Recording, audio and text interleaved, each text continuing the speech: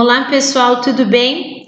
Iniciamos agora a nossa aula remota número 2 na disciplina de Educação Ambiental e Desenvolvimento Sustentável. Aqui quem fala é a professora Érica. Nós nos apresentamos na aula anterior, conhecemos a ementa dessa disciplina, que é o conteúdo total dela, e a partir dessa aula de hoje nós começamos então a estudar os pontos dessa ementa. Nessa aula de hoje, nós vamos estudar a evolução histórica da educação ambiental, como e por que a educação ambiental surgiu e até chegarmos na atualidade, onde a educação ambiental é difundida, já é muito conhecida, mas nem sempre foi assim. E por fim, eu vou trazer para vocês alguns conceitos de educação ambiental, o que é educação ambiental, na fala dos autores mais citados e mais conceituados nessa área. O texto introdutório que eu coloquei para vocês no Moodle e também vou disponibilizar no WhatsApp, tratava da Revolução Industrial. Então, quando a gente vai falar de meio ambiente, a gente vai falar lá dos primórdios da educação ambiental, a gente tem que tratar da Revolução Industrial. Como está lá no texto, a Revolução Industrial ela foi o momento em que mudou a relação do homem com o meio ambiente.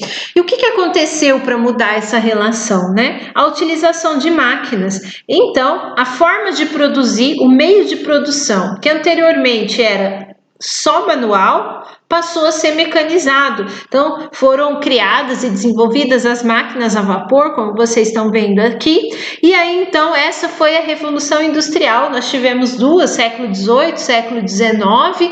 Aqui eu tenho uma data para vocês, né? 1784. Foi quando, então, houve a mecanização. E a partir da mecanização, obviamente que a produção de bens de consumo aumentou, o consumo aumentou, e aí, então, a gente teve uma modificação muito ruim da relação com o homem com o meio ambiente, certo?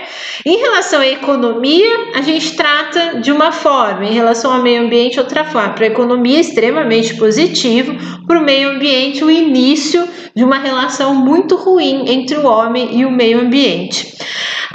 Aqui eu trouxe para você uma escala de tempo, né? Então a indústria 1.0 foi essa que eu tratei para vocês, dos maquinários. Aí em 1870 a gente teve a indústria 2.0, quando começou a produção em escala, linhas de montagem, aí já não era mais máquinas a vapor, a gente teve a eletricidade e também outra coisa muito negativa, né, em relação às questões ambientais, que foi o motor a combustão, que é a queima dos combustíveis fósseis, que a gente vai tratar disso também.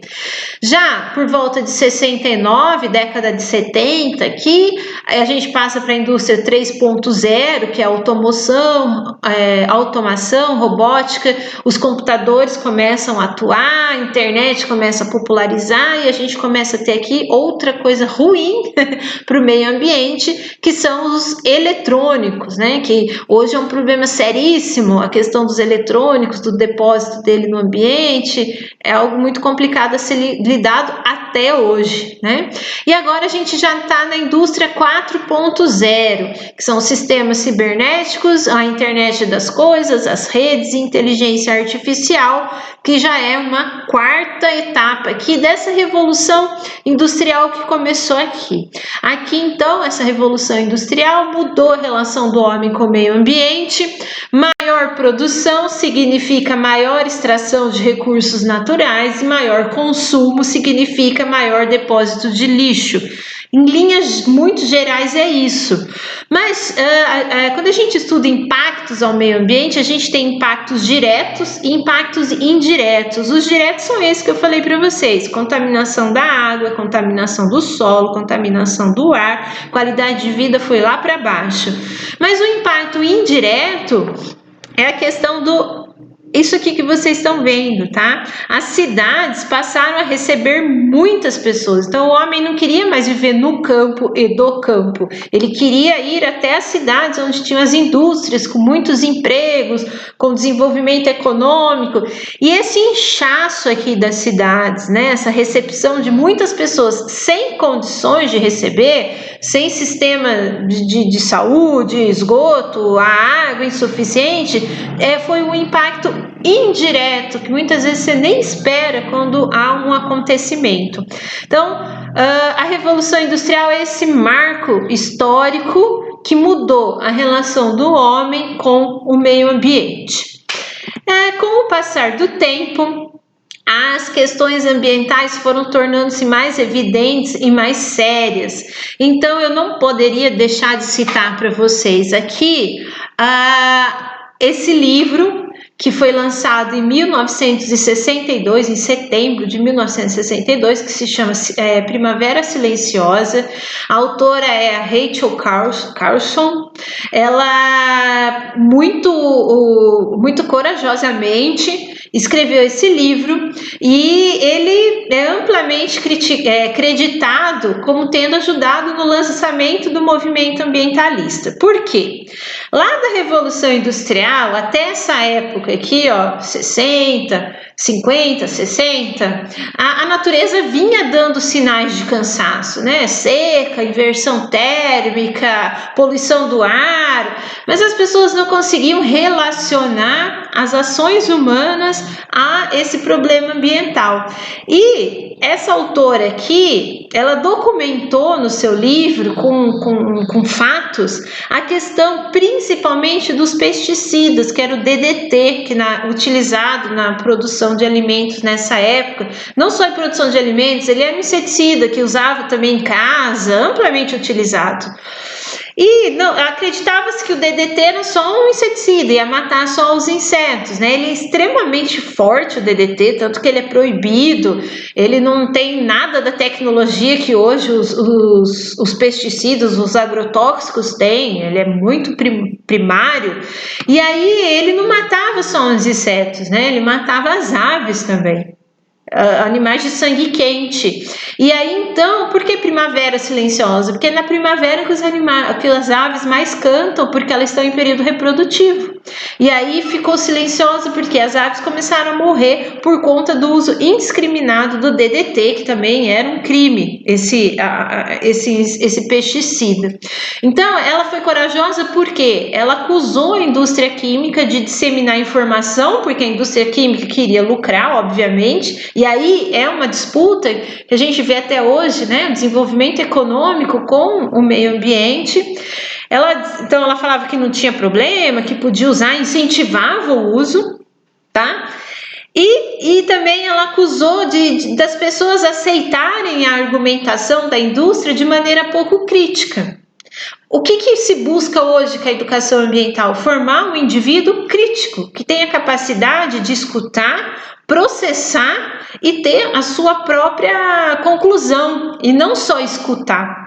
Então aqui eu já faço uma defesa dos agrotóxicos para vocês. O nome é feio, mas vamos, defensivo agrícola, fica mais bonito então.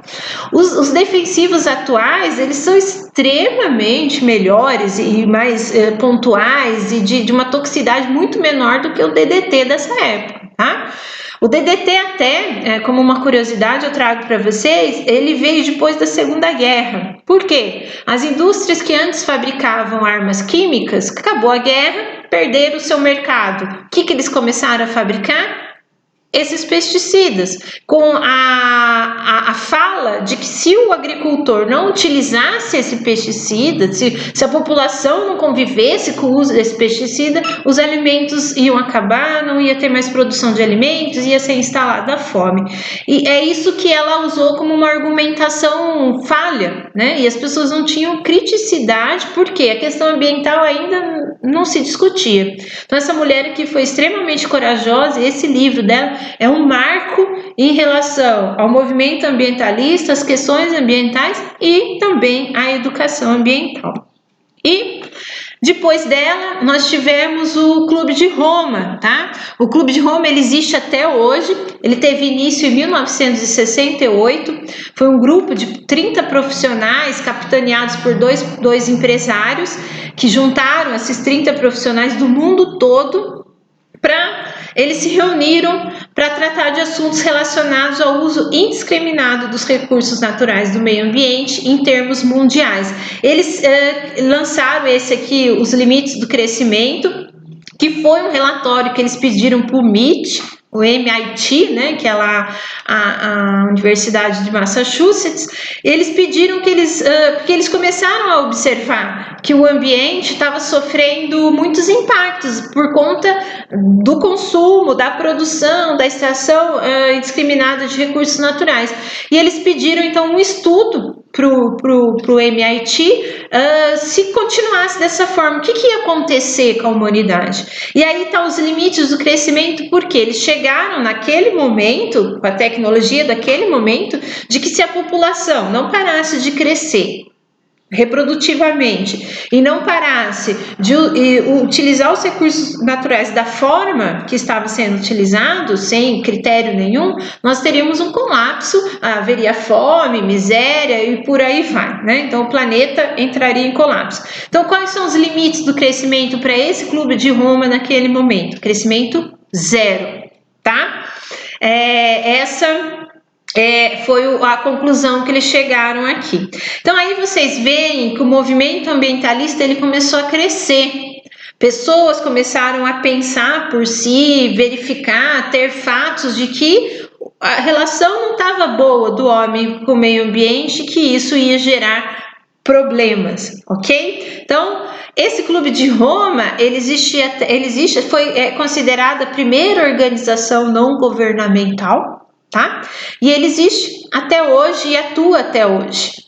E como a gente está traçando um caminhar histórico, esse Clube de Roma, ele atuou também na primeira conferência mundial sobre o meio ambiente que aconteceu em 1972. Então esse relatório que eu falei para vocês, Os Limites do Crescimento, eles levaram para essa conferência mundial. Ela foi organizada pelas Nações Unidas, aconteceu lá na Suécia, né? Por isso que é conhecida como Conferência de Estocolmo, e foi o primeiro movimento ecológico de caráter internacional. Aí então a coisa tomou um corpo internacional. Então quem que participou e participa dessas conferências? Grandes líderes mundiais. O Brasil, inclusive, participou dessa conferência, não fez um papel muito bonito, a gente estava na época da ditadura militar e um país sempre em desenvolvimento como somos, preocupação com o meio ambiente sempre fica em segundo plano, em detrimento da questão econômica, né? Mas esse aqui foi o primeiro passo, que foi as Nações Unidas, então, que chamou, que organizou essa conferência. E nessa conferência foram criados alguns instrumentos para tratar de problemas sociais e ambientais, agora numa visão planetária. E foi feita a declaração sobre o ambiente humano, com 26 princípios que visavam orientar a construção de ambiente que harmoniza os aspectos humanos e naturais. Aqui já estava aquela discussão, o ser humano tem que harmonizar com o meio ambiente, não está dando certo. Então, dessa conferência, resultou a criação, que existe até hoje, do Programa das Nações Unidas para o Meio Ambiente, e que viria a dividir com a Unesco as questões relativas à educação ambiental no âmbito das Nações Unidas. Nessa conferência de Estocolmo foi estabelecido um plano de trabalho com 110 resoluções, e uma dessas resoluções, que é a resolução 96, ela se refere à necessidade de implantar a educação ambiental de caráter interdisciplinar com o objetivo de preparar o ser humano para viver em harmonia com o ambiente. Então o que aconteceu aí? Eles pegaram um problema dessa desarmonia, tá? E falaram, como que a gente vai preparar o ser humano para ele entender que ele está agindo de forma errada? Educação ambiental, educação sobre e para o meio ambiente. E para cumprir essa resolução, então, a Unesco e o Programa das Nações Unidas para o Meio Ambiente criaram o Programa Internacional de Educação Ambiental, que tinha como objetivo promover o intercâmbio de ideias, informações e experiências em educação ambiental entre as nações de todo o mundo. Então aqui foi dado o primeiro passo para se mudar a relação do homem com o meio ambiente, utilizando-se principalmente a educação ambiental como ferramenta. De 1972, a gente vai lá para 1975, que foi quando ocorreu o primeiro Seminário Internacional sobre Educação Ambiental, onde foi aprovado a Carta de Belgrado, que é um importante documento sobre diversas questões pertinentes à educação ambiental, sob a perspectiva do desenvolvimento sustentável. Um parênteses aqui, nesse momento ainda não se havia o conceito de desenvolvimento sustentável, mas sem querer era isso que se buscava. Então, nessa Carta de Belgrado, ela teve uma meta básica, que é desenvolver um cidadão consciente do ambiente total, preocupado com os problemas associados a esse ambiente e que tenha o conhecimento, as atitudes, motivações, envolvimento e habilidades para trabalhar de forma individual as questões emergentes e a prevenção de novos problemas. Essa foi a meta básica dessa Carta de Belgrado, que é relacionada então à educação ambiental. De 75, a gente vai lá para 77. Você vê que era um momento de ebulição, Mais uma conferência sobre educação ambiental aconteceu em Tbilisi, também uma parceria da Unesco com a ONU, e esse aqui de 1977, a Conferência de Tbilisi, foi um dos principais eventos da educação ambiental no planeta. E o que foi estabelecido aqui nessa conferência?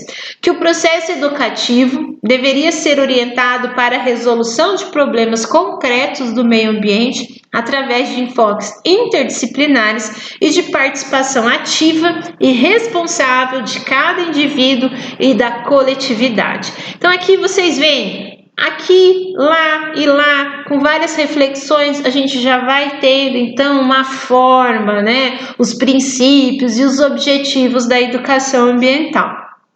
Foram enunciadas 41 recomendações sobre educação ambiental e entre elas eu trouxe aqui para vocês algo que é muito importante, o público.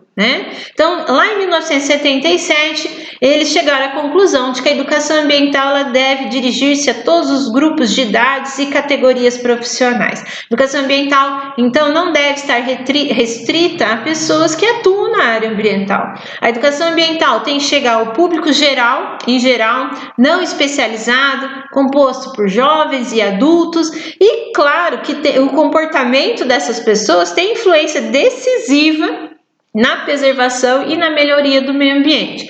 Também deve atingir a educação ambiental grupos sociais específicos, cujas atividades profissionais incidem sobre a qualidade desse meio. Algumas profissões têm incidência muito clara, sobre o meio ambiente. E aí esses grupos, então, também têm que trabalhar a educação ambiental.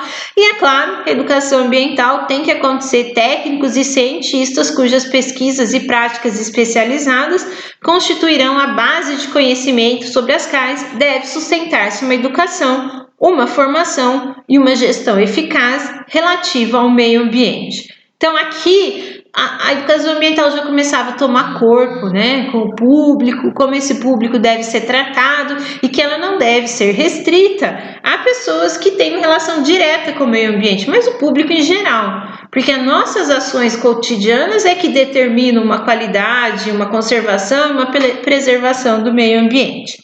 De 1977, eu vou passar por 10 anos para 1987. Essa disciplina aqui, ela não trata só de educação ambiental, ela trata de desenvolvimento sustentável também, E lá em 1987, também, criada pelas Nações Unidas, foi feita a Comissão Mundial sobre Meio Ambiente e Desenvolvimento, E a ONU criou essa comissão para discutir e propor meios de harmonizar dois objetivos: o desenvolvimento econômico e a conservação ambiental.